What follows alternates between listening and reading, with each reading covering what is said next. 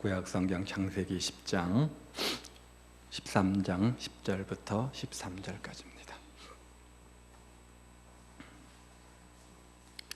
같은 목소리로 합독하도록 하겠습니다. 10절부터 13절까지 같이 읽습니다. 이에 롯이 눈을 들어 요단 지역을 바라본즉 소알까지 온 땅에 물이 넉넉하니 여호와께서 소돔과 고모라를 멸하시기 전이었으므로 여호와의 동산 같고,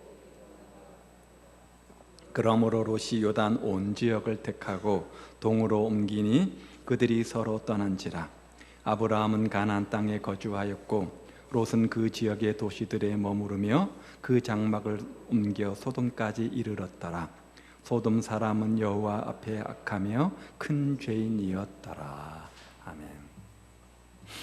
1845년 영국 해안에 영국에서 가장 유능하다고 생각되는 선원 138명이 선장인 존 프랭클린을 중심으로 항해를 준비하고 있었습니다. 이들은 북극 항로를 개척하기 위해서 꿈을 안고 출항을 합니다. 선한 의도, 좋은 의도이죠.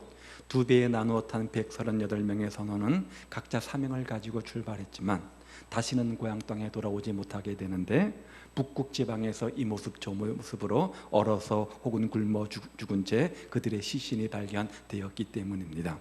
그들은 북극 항로를 개척하는 좋은 꿈을 가지고 있었지만 항로 개척을 위해서 준비한 것이 없었습니다.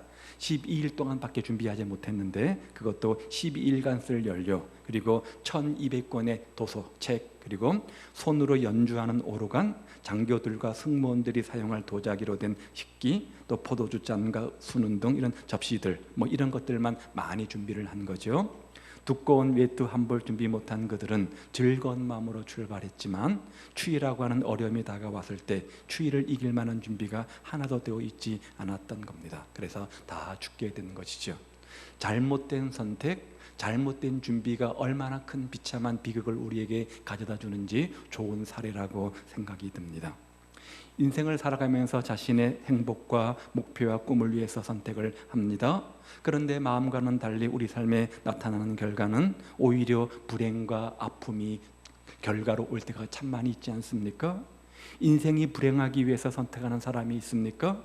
자기로 인해서 가족들이 고통받게 하고자 선택하는 사람이 있습니까?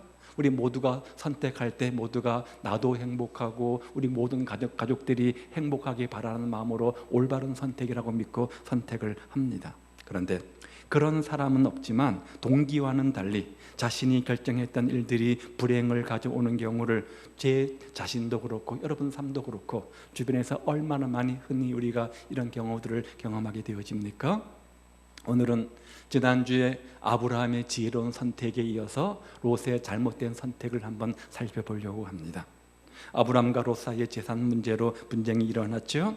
아브라함은 롯을 불러서 이야기를 합니다. 이제 너와 나는 한 친족 한 가족인데 서로 다투지 말자.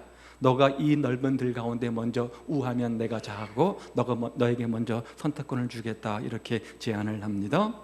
이때 롯이 온 땅을 둘러보니까 동쪽 소돔과 고모라가 있는 땅이 비옥하고 물도 많고 목주지도 풍성해 보였습니다. 롯은 자기와 가족의 행복을 위해서 동쪽 땅 소돔과 고모라를 선택합니다. 자, 좋은 의도로 그 땅을 선택했을 것입니다. 내가 이번 선택을 통해서 우리 가정 속에 큰 비극과 아픔과 상처가 있을 거야, 그렇게 기대하며 선택하지는 않지 않습니까? 이번 선택을 통해서 그동안 힘들고 어려운 일들이 많았는데 이번 기회를 통해서 우리 가정 안에 행복과 은혜가 머물기를 바라는 마음으로 선택을 했을 겁니다. 그런데 그의 선택이 그뿐만 아니라 그의 가족, 또 함께했던 사람들 모두 망하고 마는 비참함의 시작이 될 줄은 아무도 몰랐겠죠. 풍요로움과 행복을 위해서 선택했지만 빈털터리 인생이 되고 말았던 거죠. 아내를 잃어버렸습니다. 두 딸과 오로지 자기만 살아남았죠. 두 딸은 아버지를 통해서 자식을 얻게 되는 그야말로 쓸쓸한 인생, 비참한 노년을 맞게 되어집니다. 사랑하는 여러분, 오늘 우리는 선택하며 살아갑니다. 그리고 그 선택의 중심에 행복이 있습니다. 행복을 꿈꾸며 선택을 합니다. 앞으로도 행복을 꿈꾸며 많은 선택의 순간 앞에 설 것이고 또 선택을 하게 될 것입니다. 선택은 쉽습니다. 누구나 하는 것이니까. 그런데 반드시 기억해야 되는 것이 있는데 그 선택은 뭐가 다릅니까? 대가가 따른다는 거죠. 반드시 결과가 있다는 것입니다. 선택은 쉬운 것이지만 결과는 위험한 것입니다. 그러므로 심사숙고해야 되는 것이고 하나님의 뜻을 물어야 되는 것 아닙니까? 순간적 선택의 차이로 인해서 어떤 사람은 인생을 망치는가 하면 어떤 사람은 인생을 행복한 사람으로 살기도 하고 어떤 사람은 인생 망치는 정도가 아니라 영혼까지 멸망하는 경우를 우리가 종종 봅니다. 우리가 따라서 분별하지 않으면 롯처럼 비참한 인생의 말로를 겪게 될지도 모릅니다. 누가 장담합니까? 아무도 모르는 거예요. 그렇다면 롯은 어떤 선택을 했길래 롯의 선택이 잘못된 것이라 이렇게 말하는 것입니까? 우리가 하나님 앞에 올바른 선택을 하기 위해서 그 선택을 방해하는 몇 가지 요소들이 있는데 오늘 본문을 통해서 몇 가지 한번 생각을 해보도록 하죠. 첫 번째는 롯의 잘못된 선택의 원인은 탐욕이 그 선택의 기초가 되었기 때문입니다. 말씀을 보십시오. 이에 롯이 눈을 들어 바라본 즉 이렇게 되어져 있습니다. 어디를 바라보았습니까? 소돔과 고모라를 바라보았죠. 자, 흔히 우리 마음이 있는 곳에 관심이 있습니다. 우리가 마음이 있으면 관심을 갖게 되어지고요. 관심이 있으면 그것들을 어떻게 합니까? 바라보게 됩니다. 그런데 오늘 롯의 관심은 다른 곳에 있지 않고 어디 있었습니까? 물이 넉넉해 보이는 동쪽 소돔성에 그의 마음이 있었던 거죠. 자, 저는 롯이 소돔과 고모라를 선택한 것이 잘못되었다? 그렇게 생각하지는 않습니다. 롯의 입장 속에서 목축업을 할 때 가장 중요한 것이 무엇입니까? 물과 초지입니다. 따라서 가족들의 생계를 위해서 목축을 하다 보면 비옥한 땅을 선택하는 것은 당연한 결정이라고 생각합니다. 그런데 문제는 그 선택에 탐욕이 들어간다면, 선택의 기준이 자기 욕심이라고 한다면 문제는 달라지는 것이죠. 그렇죠? 마음의 병이 들기 시작하는 겁니다. 그러면 그 욕심 때문에 분별력을 상실하게 되어지고요, 그 욕심 때문에 무리수를 두게 되어집니다. 영국 속담에 탐욕은 우리를 소경으로 만든다, 그런 속담이 있다고 합니다. 적절한 말인 것 같아요. 우리 마음속에 탐심, 욕심이 들어가면 우리를 영적 소경으로 만들게 되어서 영적 분별력을 잃어버리게 되어지죠. 자, 그 증거가 뭐냐? 여기 바라본 적이란 단어가 있는데요, 바라보았다는 것은 단순히 우리말 성경처럼 그냥 무엇을 바라본다, 그런 의미가 아니라 그 땅을 정말 사모하면서 뭔가 의도를 가지고, 뭔가 욕정을 가지고, 뭔가 탐심을 가지고 바라본다 할 때 쓰는 단어입니다. 창세기 3장 6절에 보면 하나님께서 아담과 하와에게 금하였던 선악과를 하와가 바라보았죠.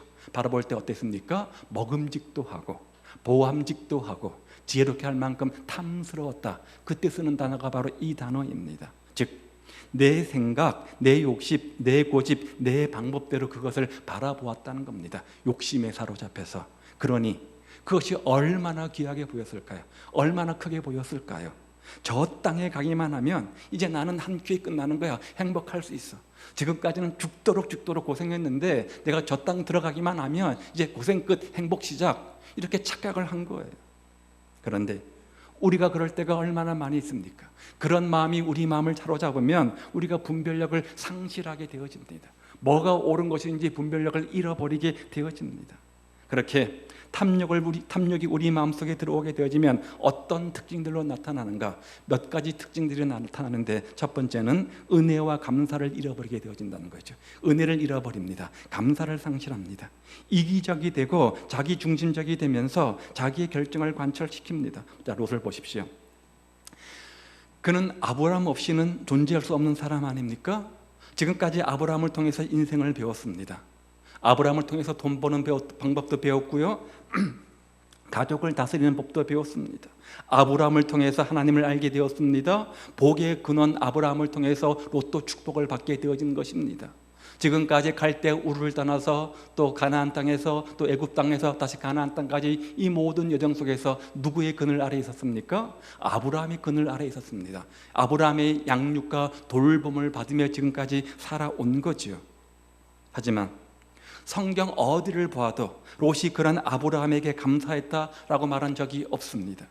삼촌이 먼저 선택을 권했다고 할지라도 체면상이라도 삼촌이 먼저 선택하기를 권하지도 않습니다. 왜요? 탐욕이 있기 때문인 거죠. 탐욕이 그 마음속에 들어가면 양보가 사라지게 되어져 있습니다. 자기 목적을 이루는 곳에만 관심을 갖다 보게 되어지면 그렇습니다. 나중에 소돔과 고모라가 들어갔죠. 그래서 외부의 침략을 받아서 가족과 재산이 다 포로로 되어 잡혀갈 때 아브라함은 헤어진 조카시지만 그 롯을 구하기 위해서 작은 숫자를 데리고 극적으로 구출해내지 않습니까? 목숨 건 그런 행위였습니다. 무모한 도전이었던 거죠. 그 순간에도 롯은 아브라함에게 감사를 표하지 않습니다. 탐욕이 있는 자는 주의 일을 하든 세상 일을 하든 이렇게 은혜와 감사를 쉽게 망각한다는 거죠. 왜요? 오로지 삶의 목표는 뭐예요? 자신의 욕망을 이루는 것이기 때문에. 두 번째 특징은요, 병든 가치관을 갖게 만듭니다. 병든 가치관을 갖게 만듭니다. 10절에 보면 롯이 요단들을 볼 때 어떻게 보았다고요? 마치 애굽에서 보았던 것처럼 화려하고 아름다웠다, 마치 에덴 동산 같았다, 그렇게 표현해 놓고 있습니다. 그래서 그의 머릿속에는 저 땅만 들어가면 내 인생이 행복해질 것이야, 그렇게 생각하면서 착각하게 되어지는 거죠. 탐욕을 가지고 행하는 사람들의 특징 중에 하나가 뭐냐? 지금까지는 안 됐지만 이번 일만 되면, 이번만 성공하면 한 큐에 끝나는 거야, 고생 끝이야, 이번 일만 되면, 인천에 배만 들어오면 이제 내 인생 피는 거야 하면서 매달리는데, 바로 이게 뭐예요? 병든 가치관이라는 거죠. 병든 가치관. 현실을 직시 못하고 그냥 허황된 꿈에 얽매여서 잘못된 생각 판단들을 하는 겁니다. 병든 가치관인 거죠. 한 방에 끝난다는 거예요. 왜 그렇습니까?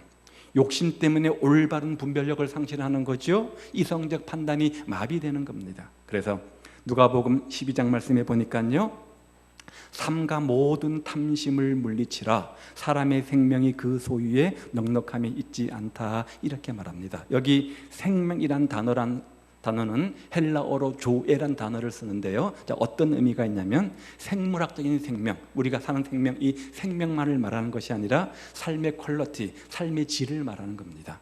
즉 살아갈 때 갖는 보람, 행복, 의미, 가치, 그것을 포함한 단어가 바로 생명이란 단어입니다. 그러면서 참된 기쁨이 뭐냐, 참된 행복이 뭐냐, 참된 삶의 가치가 뭐냐, 우리는 소유에만 있다고 착각하는데 그거 아니다. 소유에만 있는 것이 아니기 때문에 너무 소유하면서 욕심을 부리지 말라, 이렇게 말씀하고 있는 겁니다.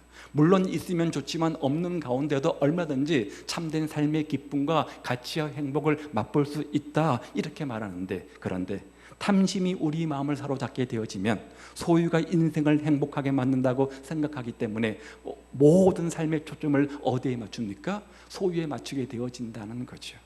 롯이, 아브라함과 롯이 우여곡절 끝에 다시 가나안 땅에 들어왔습니다. 그런데 또다시 기근이 있었다고 우리가 지난주에 살펴보았죠. 그러다 보니까 어떤 문제가 생기냐, 목초지가 풍성했다면 싸우지 않을 텐데 목초지가 부족하다 보니까 목자들 속에서 다툼이 일어났던 것을 기억합니다. 이게 우리 마찬가지입니다. 우리도 그렇습니다. 지금 내가 하는 일이 잘 되면, 지금 내가 있는 이곳이 내가 만족하고 행복하면 굳이 내가 이곳을 옮기겠다? 그런 마음을 가질 필요가 없습니다. 지금 내가 하고 있는 일들이 술술 잘 풀리면 다른 일을 한번 해보려고 그런 마음을 갖지가 않습니다. 왜 우리 마음속에 그런 탐심, 그런 욕심, 그런 마음들이 생기는가? 내가 생각한 것처럼 내가 있는 이 땅이 가나안 땅임에도 불구하고, 약속의 땅임에도 불구하고, 하나님이 부르신 장소임에도 불구하고 자꾸만 인생의 현실 속에서 내가 마음먹음대로 잘 되지 않으니까 뭔가 새로운 도전을 하면, 새로운 어떤 것을 하면 잘 풀리지 않을까, 그런 잘못된 마음을 갖게 된다는 거죠. 그런데 내 눈에 보기에 아름다워 보이는 것, 그것은 중요한 것은 아닙니다. 그것들이 아무리 내 눈에 크게 보이고 아름답게 보이고 행복을 줄 것처럼 착각처럼 보인다고 할지라도 그것은 누구 생각이에요? 내 생각일 뿐입니다. 그것은 내 방법일 뿐입니다. 그것은 내 고집이요 내 욕심일 뿐입니다. 따라서 지금 내가 가지고 있는 내 생각, 내 방법, 이것들이 과연 하나님 말씀에 의한 것인지, 하나님이 나에게 주시는 생각과 방법인지, 아니면 내 탐심에 의해서 생겨난 생각들인지 검증하지 않으면, 비록 행복을 위해서 한다고 하지만, 행복을 위해서 선택한다고 하지만 불행의 시작이 될 수밖에 없다는 겁니다. 그 선택으로 말미암아. 따라서 하나님 말씀에 옳은 것인지 검증하시고, 아니라면 아프지만 버리셔야 됩니다. 많은 이익이 있다고 할지라도 포기하셔야 됩니다. 왜요? 그것이 살 길이기 때문이죠. 그래서 요한 1서 말씀해 보니까 이렇게 말하죠. 이 세상이나 세상에 있는 것들을 사랑치 말라. 여러분, 사랑이라는 말을 믿음으로 바꿔보십시오. 이 세상이나 세상에 있는 것들을 믿지 말라. 더 잘 다가오지 않습니까? 이 세상이나 세상에 있는 것들이 어떤 것들이에요? 그 밑에 보니까 이는 세상에 있는 모든 것이 뭐라고요? 육신의 정욕과 안목의 정욕과 이생의 자랑이다. 우리가 탐심을 품고 더 얻고자 노력하는 부분들이 어떤 것입니까? 이 세 가지입니다. 육신의 정욕입니다. 안목의 정욕입니다. 이생의 자랑, 이 세 가지입니다. 나의 이 선택이 육신의 정욕과 안목의 정욕과 이생의 자랑에 근거한 선택인지 아닌지 먼저 분별해야 된다는 겁니다. 올바른 초점을 가져야 된다는 거죠. 그래서 내가 선택하는 이것들이 육신의 정욕과 안목의 정욕과 이생의 자랑에 초점을 둔 거라고 한다면 과감히 포기하는 결단이 필요한 겁니다. 세 번째 특징은요, 관계를 파괴시킵니다. 탐욕은 관계를 파괴시킵니다. 이웃과의 관계뿐만 아니라 가족과의 관계, 주님과의 관계도 파괴시켜버립니다. 왜 그렇습니까? 모든 것들 자기의 탐욕을 이루기 위한 수단이기 때문에 그렇습니다. 이웃과의 관계도 그렇고요, 또 가족과의 관계도 그렇고요, 심지어 하나님과의 관계도 하나님을 어떻게 사용하느냐, 내 목적과 내 어떤 것 탐욕을 이루기 위한 수단과 방법으로 하나님을 생각하니까 모든 것이 관계가 깨어질 수밖에 없는 겁니다. 물론 이 세상 살아가면서 물질이 필요합니다. 권세도 필요하고요, 명예도 중요합니다. 교회 일도 열심히 해야 됩니다. 그런데 그곳에 탐욕이 있으면, 사심이 들어가게 되어지면 그것이 주님의 일이든 세상 일이든 관계를 파괴시키면서 주님의 뜻을 이루지 못하게 된다는 겁니다. 오히려 피스메이커가 아니라 트러블 메이커가 되는 거죠. 어떤 일 속에 내 생각과 내 방법과 내 뜻만을 고집하게 되어지면 화목하지 못하잖아요. 늘 불협화음이 문제가 생기는 것이죠. 그걸 말하는 거예요. 따라서 지금 여러분이 선택하는 선택이 여러분의 탐욕에서 나오는 것인지는 아닌지, 내 생각과 방법과 고집 가운데 나온 것은 아닌지, 내 욕심 때문에 나온 것은 아닌지, 육신의 정욕과 안목의 정욕과 이생의 자랑에서 근거한 것은 아닌지 말씀을 통해서 검증해 보시기를 바랍니다. 우리는 물질보다 먼저 신앙을 앞세우며 조심스럽게 선택해야 진정한 축복의 길을 갈 수가 있기 때문입니다. 따라서 신앙의 길을 먼저 바로 가다 보면, 하나님과 동행하다 보면 물질이나 명예는 반드시 따라오게 되어져 있습니다. 성경이 그렇게 약속하잖아요. 먼저 그의 나라와 그를 구하고 하나님과 동행하는 인생을 하나님께서 그냥 내버려 두실 리가 없습니다. 하나님의 때, 하나님의 생각, 하나님의 방법이 있는데 자꾸 우리는 내 생각, 내 뜻, 내 방법을 앞세우기 때문에 문제인 거죠. 주님의 뜻과 내 뜻이 맞으면 좋겠지만, 주님의 때와 내 때가 맞으면 좋겠지만, 주님의 때와 내 때가 안 맞을 수도 있잖아요. 그때까지 우리는 어떻게 해야 됩니까? 끝까지 믿음을 가지고 참고 기다리며 믿음을 포기하지 말아야 되는 거죠. 여러분은 어떻습니까? 여러분은 순간순간 선택 앞에 서게 되어질 텐데, 그 선택이 탐심에 의한 육신의 정욕과 안목의 정욕과 이생의 자랑에 근거한 내 생각과 내 방법만을 주장하는 선택은 아닌지 생각해보고 주 앞에 올바른 영적 분별을 받는 은혜가 있기를 우리 주님의 이름으로 축복을 드립니다. 두 번째는요, 롯이 잘못한 선택은 죄, 유혹을 너무 쉽게 생각했다는 거죠. 유혹에 빠지면 죄를 짓게 되어지는데요, 유혹에 빠져 죄 짓는 것들을 아주 대수롭지 않게 가벼운 것으로 여겼다는 겁니다. 나만 죄 짓나? 나만 유혹에 빠지나? 모두가 그러는데 이렇게 가볍게 치부했다는 겁니다. 자, 12절과 13절에 그 부분들을 이야기해 주고 있는데요, 여기 큰이란 단어, 소돔 사람은 악하고 여호와 앞에 큰 죄인이다. 큰이란 단어는 매우, 아주 그런 의미를 가지고 있습니다. 죄인 중에 최고 큰 죄인, 아주 질이 안 좋은 죄인, 이렇게 말하는 것이죠. 자, 누구 앞에요? 하나님 앞에서. 무슨 말입니까? 소돔 사람들의 소행, 그들의 삶을 보니까 아주 하나님 앞에서 못된 짓만 하고 아주 불신앙 짓만 하고 최고로 나쁜 짓만 하는 그런 사람들이다, 이렇게 지금 말하고 있는 거죠. 그런데 자, 중요한 것은 롯은 그 사실을 알았을까요? 몰랐을까요? 알았다는 거죠. 소돔과 고모라가 어떤 지역인지, 그들 사람들이 어떻게 하나님을 대하고 어떤 삶을 사는지 알고 있었다는 거예요. 그럼에도 불구하고 그것을 택했다? 뭐예요? 그 죄, 그 유혹들을 좀 뭐죠? 롯이 가볍게 여기는 거죠. 보십시오. 12절에 보면 아브라함은 가나안 땅에 거주하였고 롯은 그 지역 소돔과 고모라의 지역에 도시를 머무르며 점점 한 걸음 한 걸음 그 장막을 옮겨서 어디까지요? 소돔까지 옮겼다. 처음부터 소돔과 고모라를 간 것이 아니라 소돔과 고모라가 하나님 앞에서 큰 죄악 덩어리이기 때문에 멀리서 관망하고 지켜보고 있었던 거죠. 들어가야 되나 말아야 되는가 고민했던 겁니다. 마치 시편 1편에 보면 복 있는 사람은 악인의 길을 따르지 아니하고, 처음엔 따른다고 했어요. 그렇죠? 두 번째는 뭐요? 죄인의 길에 서지 아니하고, 그 다음엔요 오만한 자리에 앉지 않고. 이게 바로 순서라는 거예요. 죄와 유혹의 특징이 이겁니다. 처음부터 죄악 속에 폭 빠지는 사람은 없습니다. 그 유혹 속에 폭 빠지는 사람이 없습니다. 멀찍이 따라가다가 한 걸음 더 가서 서게 되어지고, 더 가서 푹 앉아서 푹 빠지게 되어지는 겁니다. 한 걸음 한 걸음 한 걸음입니다. 중요한 것은 13절이죠. 롯이 선택한 땅은 겉으로는 에덴 동산처럼 보였지 모르지만 육신의 정욕, 안목의 정욕으로 볼 때는 행복하고 무슨 굉장한 것처럼 보였을지 모르지만, 거기 가면 다 될 것처럼 착각할 정도로 좋은 땅이었는지 모르겠지만 영적 눈으로 볼 때 뭐라고요? 죄악이 가득했다, 이렇게 말합니다. 왜 하나님께서 갈대아 우르에서 아브라함을 불러냈습니까? 갈대아 우르가 최고의 문명지였지만 하나님 보실 때 아브라함이 온전한 신앙생활을 하는 것이 합당치 않기 때문이었잖아요. 그래서 저 가나안 땅으로 불러낸 것 아닙니까? 마찬가지죠. 하나님께서는 아브라함과 롯을 가나안 땅으로 부르셨지 갈대아 우르로 부르신 것이 아닙니다. 애굽으로 부른 것이 아닙니다. 소돔과 고모라로 부른 것이 아닙니다. 하나님의 살만한 땅이 아니었다는 거죠. 육신의 정욕과 안목으로 볼 때 애굽은 더 좋잖아요. 나일강 삼각지 얼마나 좋아요. 갈대아 우르 메소포타미아 문명 중심지 얼마나 좋아요. 젖과 꿀이 흐르는 소돔과 고모라 얼마나 좋아요.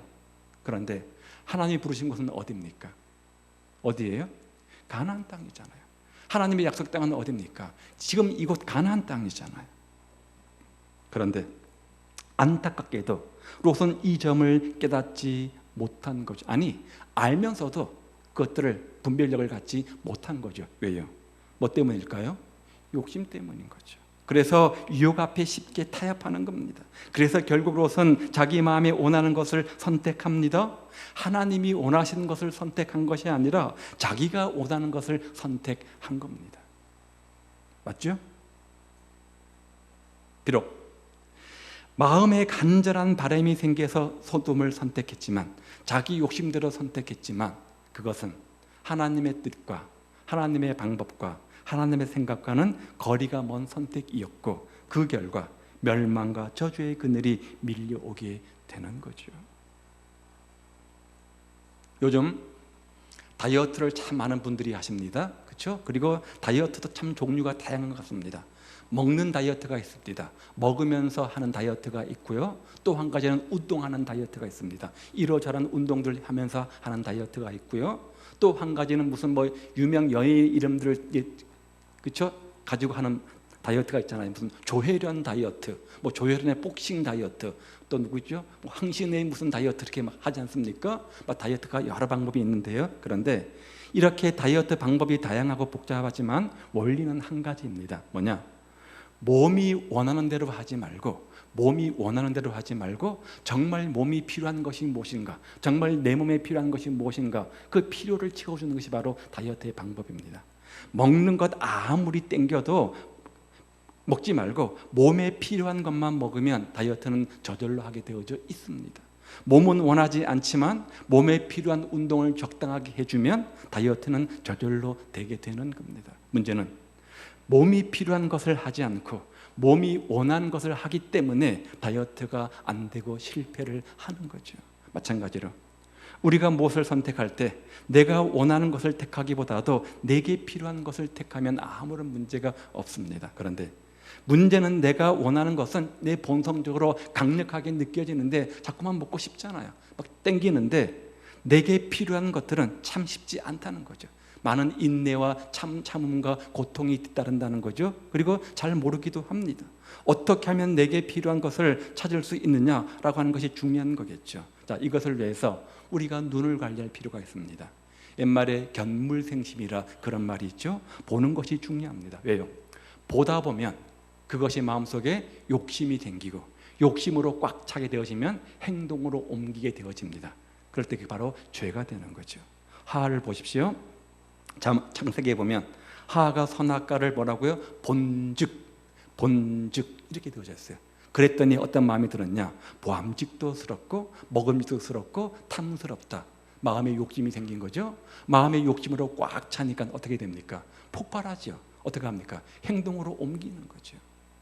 여호수아 7장에 보면 아간의 범죄가 나옵니다. 아간의 범죄가 나오는데 하나님께 바칠 노략목들을 아간이 보고 이렇게 되어져 있어요. 본 거죠. 그러니까 견물생심이라고 마음에 욕심이 생긴 거죠. 욕심이 꽉 차니까 잠자도 뭐해도 항상 그것만 머릿속에 있지 않겠습니까? 언젠가는 폭발하는 거예요. 그래서 행동으로 옮기는 거죠. 슬쩍 한 거죠. 우리가 이렇게 육안으로만 바라보면 안목의 정욕에 휘말리게 되어져 있습니다. 그래서 신기루처럼 잠깐 보이고 마는 것, 아무것도 아닌 것에 마음을 홀딱 뺏깁니다. 그 순간만큼 이게 전부처럼 보이거든요. 정말 신기루처럼 보이거든요. 무슨 로또처럼 보이거든요. 그래서 육안으로는 우리 마음의 소원을 따를 수밖에 없는 거죠.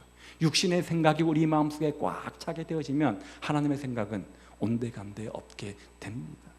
사랑하는 여러분, 우리가 믿음의 눈을 열어야 됩니다. 영적 분별력을 가져야 됩니다. 믿음의 눈으로만 정말 우리에게 필요한 것이 무엇인지 판단할 수 있기 때문 아닙니까? 여러분에게 영의 눈과 믿음의 눈이 활짝 열려서 정말 지금 내게 필요한 것이 무엇인지, 어떤 것이 올바른 선택인지 그런 통찰력과 분별력을 갖기를 우리 주님의 이름으로 축복을 드립니다. 그럴 때 바른 선택을 할 수 있는 거죠. 영이 눌려야 되는 겁니다. 여러분, 유혹을요, 죄 짓는 것을 너무 쉽게 생각하지 마십시오. 너무 가볍게 생각하지 마십시오.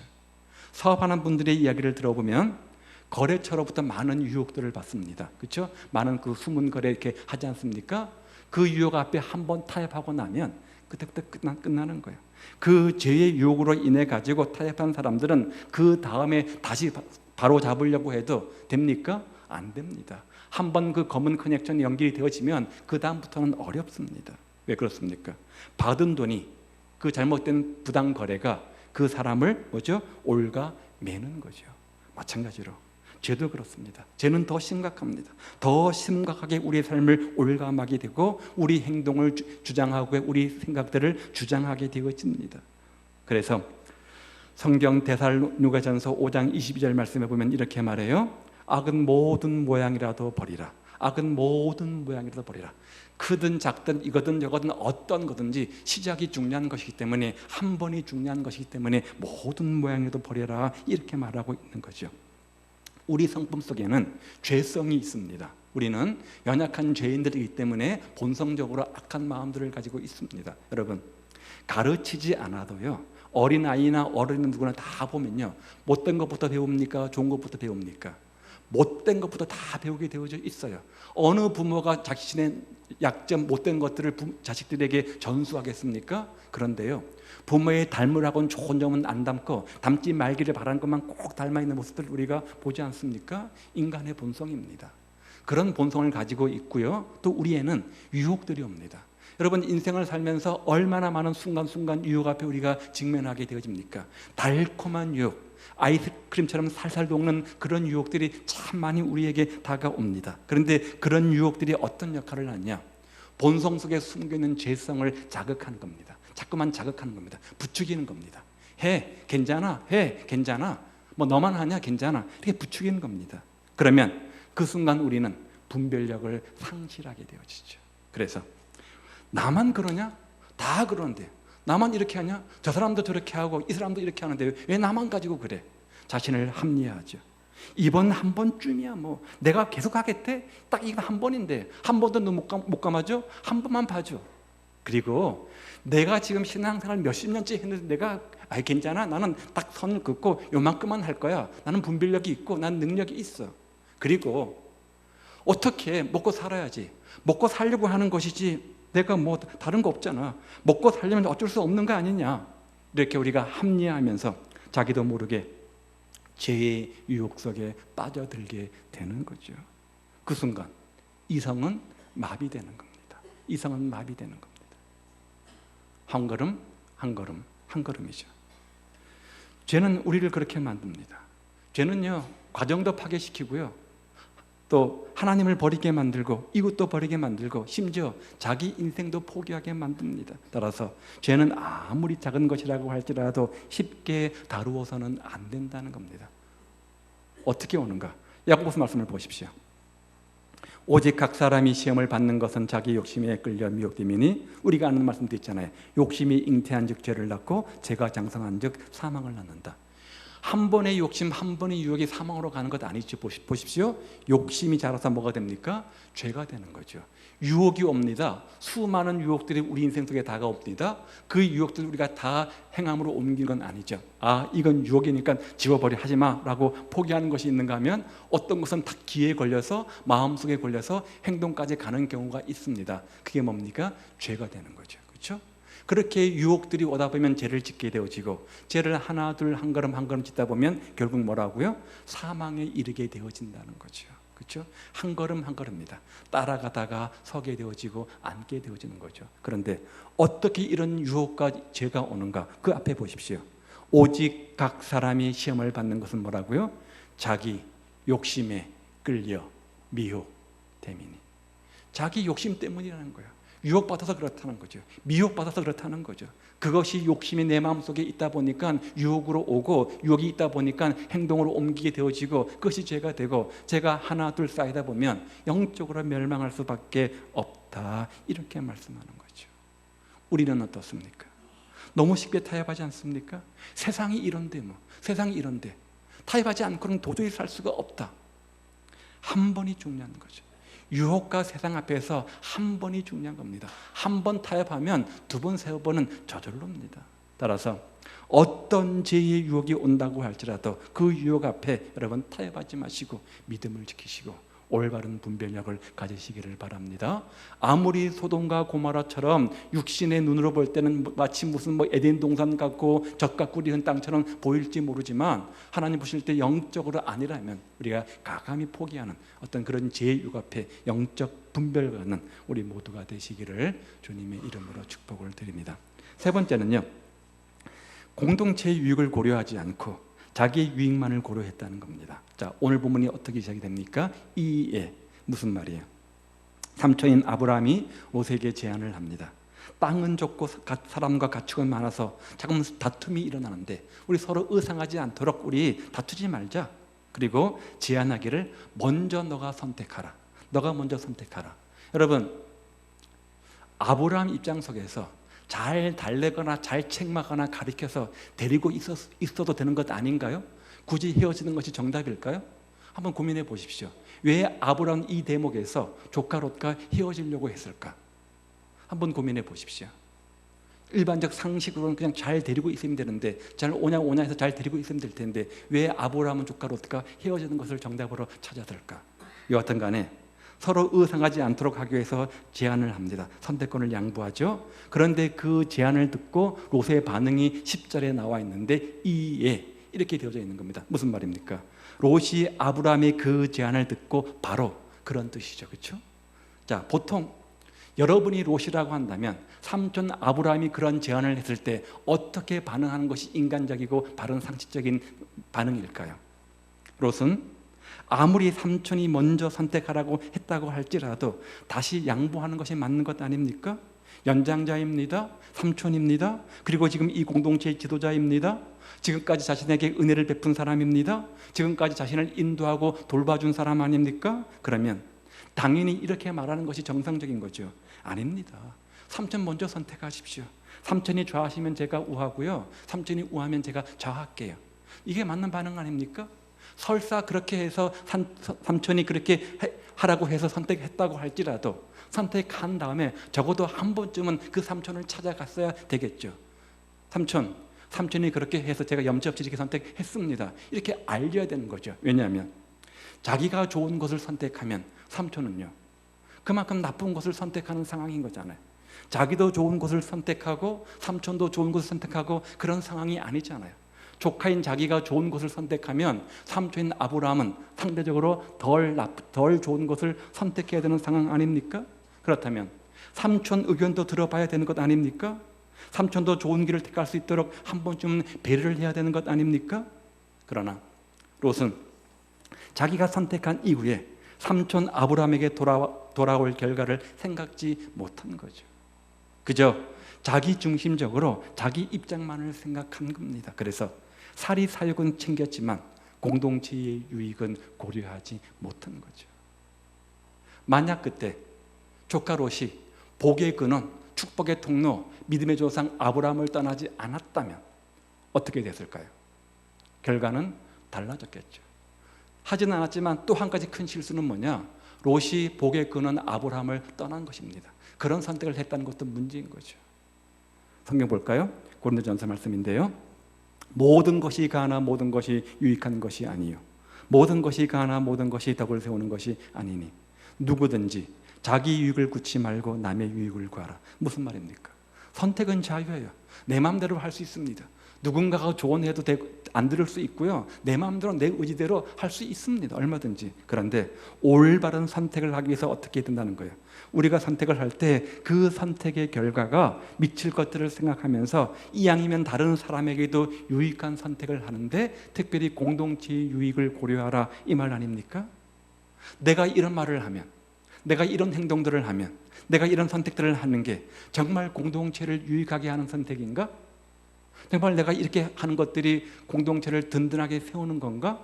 혹시 내가 이런 말, 행동, 선택들이 공동체를 허무는 것들은 아닌가? 이렇게 심사숙고해 보라는 거죠. 사랑하는 여러분, 우리 모두가 공동체의 유익을 생각할 수 있기를 바랍니다. 이 선택의 결과가 내가 속한 공동체에 어떤 영향을 미칠 것인가를 생각해 봐야 된다 이 말이잖아요. 비록 내게 유익한다고 할지라도 모두에게 유익이 되지 않는다면 철회할 수 있어야 된다는 거죠.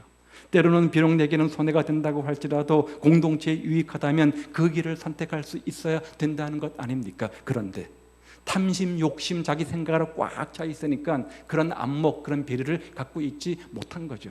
남들은 상관없어요. 나만 잘 되면 되는 거예요. 그러다 보니까 올바른 분별력을 가지고 올바른 선택을 할 수 없었던 거고, 그래서 복의 근원, 축복의 통로 아브라함을 떠나는 무리수를 두게 된 겁니다. 자, 문제는 우리도 순간순간 그런 선택의 기로 앞에 선다는 겁니다.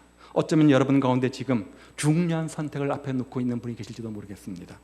가야 할까 말아야 될까, 할까 말까, 많은 선택의 앞에서 여러분들이 서 있을 수 있습니다.